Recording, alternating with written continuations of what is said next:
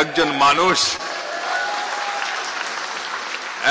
মানুষ 15-16টি বছর এক নাগারে শুধু ঘুমানো ছাড়া একটা রুমের ভিতর একটা চেয়ারের উপর বসে স্বৈরাচার বিরোধী একটি আন্দোলনের সফল নেতৃত্ব দিয়েছেন এমন ইতিহাস পৃথিবীতে আর আছে বলে আমার জানা নেই।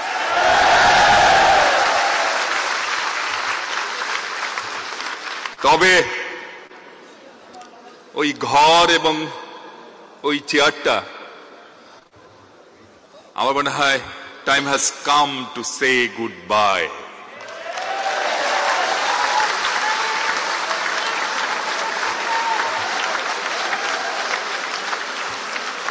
তাই না? ওই ঘর এবং ওই চেয়ারটা আমার মনে হয় time has come to say good bye.